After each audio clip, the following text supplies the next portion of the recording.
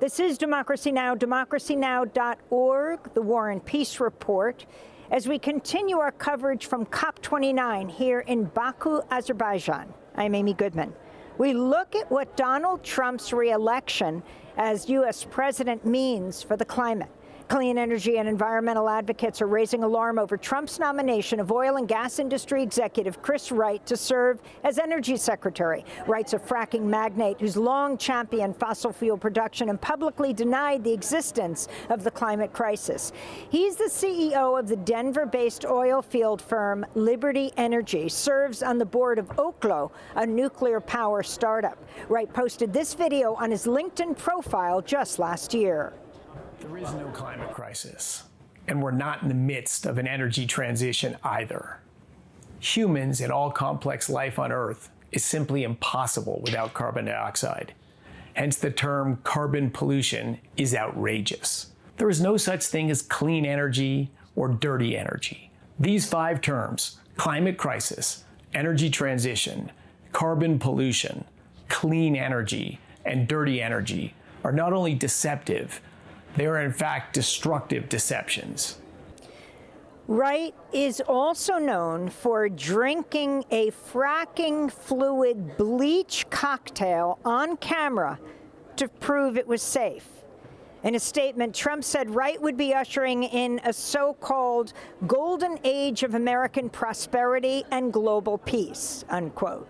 Trump's also announced North Dakota Governor Doug Burgum as his pick to lead the Interior Department, a position currently held by Deb Haaland, who made history as the first Native American to ever serve as cabinet secretary. Trump wrote in a statement, quote, "We will drill, baby, drill, expand all forms of energy production to grow our economy and create good-paying jobs," unquote. Burgum was also tapped to head a newly created National Energy Council, which will seek to, quote, enforce U.S. energy dominance, unquote, globally. For more, we're joined here in Baku by Manish Bapna, president of the NRDC, that's the Natural Resources Defense Council, and Natural Resources Defense Council Action.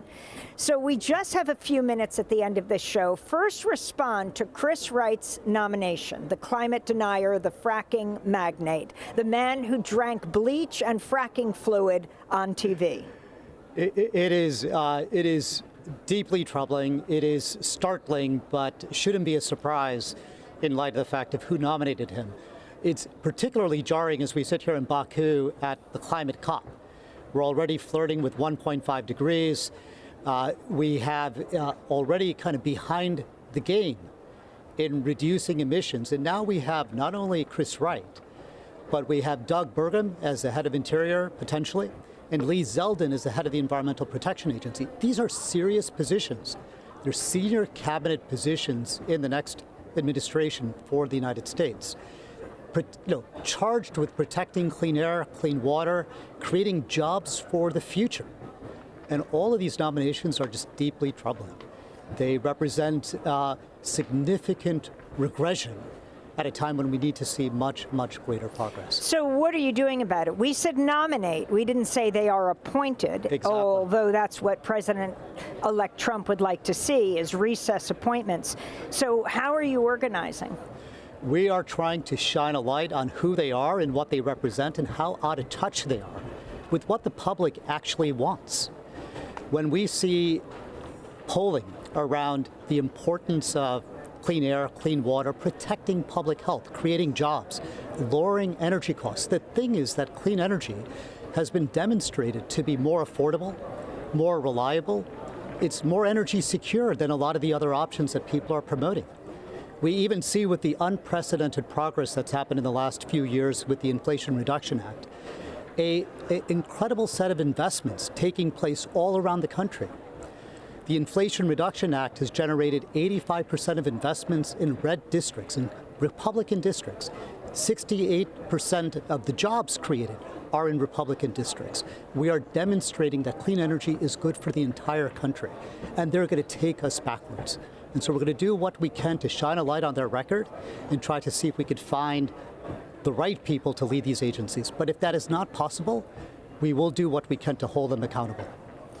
So having Energy Secretary Chris Wright, Not only does President-elect Trump at this point want recess appointments, he doesn't want them backgrounded by the FBI.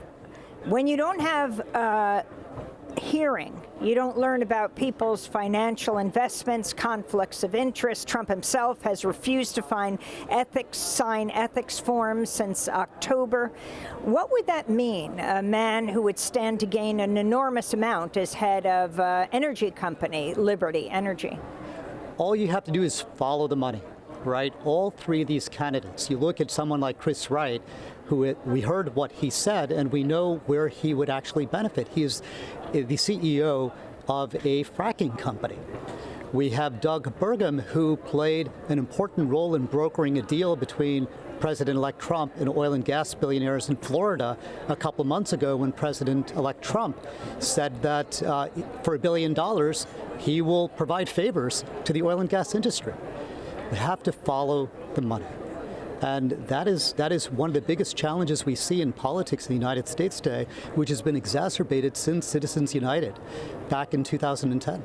More money into politics, more corporate money into politics, has just created the challenges we're seeing today. Talk more about North Dakota Governor Burgum. Of course, North Dakota, the site of an epic battle in the last years around the Dakota Access Pipeline with Energy Transfer Partners. But what it means to have him as head of the Interior, and not only head of the Interior, Donald Trump has said he will also serve as energy czar. This is a huge job, right? The Department of the Interior is responsible for our public lands, about conservation, about how we use those public lands wisely for today and for tomorrow. And so he'll be in a position to expand oil and gas leasing in offshore water, on land, at a time when just last year's COP, as you mentioned earlier, the international community recognized we needed to transition away from fossil fuels. The United States is already the largest oil and gas producer in the world, increasing rapidly.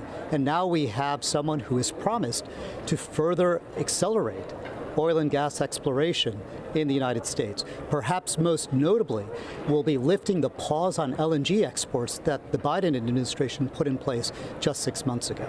And with someone like him responsible for energy across the entire administration, it creates real serious concerns about how we make sure that the United States stays focused on the clean energy transition.